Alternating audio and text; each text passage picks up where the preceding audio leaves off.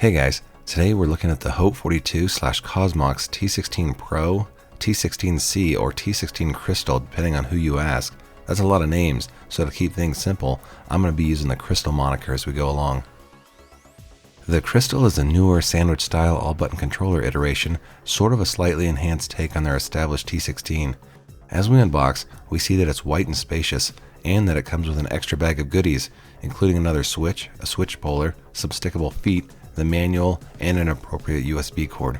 The layout is a more modern take with additional buttons a user can map or reassign as they see fit. I like that element and find that it can help with SF6 drive mechanics or Tekken 8 rage arts. Now, with a name like the Crystal, I suppose I was expecting something more clearly different from the original T16 straight away. At a glance though, we see that it's a very similar model with the exact same dimensions and footprint. But don't let that fool you, there are still a small handful of notable differences, but I'll get to those here in just a minute. Let's first dig into the dimensions. Now, I'm actually a fan of slightly bigger footprints like this. The tiny little micro and flatbox style controllers are supremely portable, but when a lot of my play is just at home on the couch or in front of the PC, a bigger footprint is more comfortable on the palms, and the whole thing is just a little bit less squirrely in the lap when I'm in a nervous final round mash mode. It's still light and thin enough to easily travel with, but making it small for the sake of small wasn't their priority. Its size is slightly bigger than a lot of other models and probably compares closest to something like the Slab-MX or a newer edition Keep Fighter. Something else I like, though your mileage may vary, is the width of the button caps. A lot of all-button devices use smaller buttons or mix and match their sizes. Here we see that every single button on this thing has the cap width of a standard 30mm arcade button. The LED vibrancy is also a selling point in the Crystal, boasting better light transmission than previous iterations according to their website, and the acrylic sandwich style construction does help to carry light well. Looking at the side of both powered on controllers, the Crystal seems slightly more vibrant in my neon basement layer, but I'll say that it's hard for me to manually confirm that without a light meter. However, the switches themselves are clear instead of the solid red of the previous model, and light will obviously carry better through that, so maybe that is to what they are referring. And speaking of switches, the original T16 came with red KO low profile switches. Now, this model appropriately comes with these Crystal variants, and that's one of its main differences. They are linear switches, and a lot of their stats are very similar to Red's. So, anecdotally, they felt very comparable in my time with the device, actuating ever so slightly faster and being perhaps 10% quieter. So, they are close, but still different enough because when I closed my eyes and had my kids shuffle them up, I could always tell which was which within a few presses. See if you can hear the difference.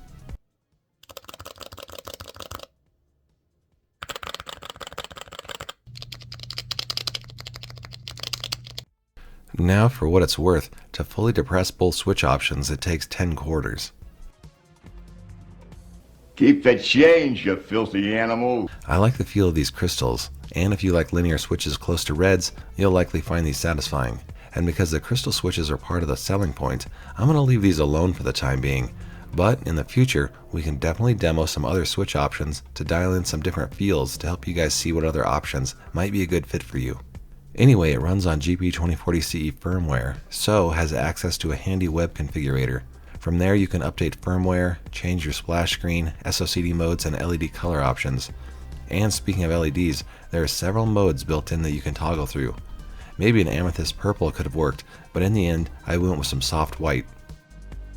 It takes a USB-C cord, located in the top center area, and comes with a cord ready to go. The Crystal is also a device which you can set up to play on PS5, but you'll need to invest in an additional $30 dongle, similar to what you see here, and then navigate through the steps on the web configurator. You can access that by holding down the start button as you plug it into your PC. It has a little OLED screen like many of these devices. It has a quick logo splash screen on startup and then defaults to registering inputs. I've demoed several of these splash screen customizations in the past, and if you need help, I have a walkthrough here. They are really cool and help add that touch of personality. I always like to tear these down to see how easily they come apart and to see if I encounter any issues. The Crystal is held together with 9 screws that you take up from the bottom. It's all very easy, and if you wanted to insert some artwork or more easily change the switches, this is how you'd start that process. We can also note that it's a tiny bit cloudier and more translucent in some of the layers than the OG T16. So after getting it back together, I wanted to look at these stickable feet. Acrylic can be slick in the lap, so these would help with that. But I had to kick it up a notch. Instead of a black foam backing pad, I went with this light gray affair through an Etsy shop. I've got the logo front and center there, and then look at how adorable these little corner crystals are. Because this is a crystal. The stickable feet are fine, but a stock foam pad already installed may have been a nice addition. Really though, my complaints are extremely minor. Continuing their mission of low-cost, high-value controllers, Cosmox is succeeding. This T16 Crystal retails around that $100, $110 price point, but there's a massive sale going on at the time of this video release, so you're able to scoop it for $66 all in on AliExpress.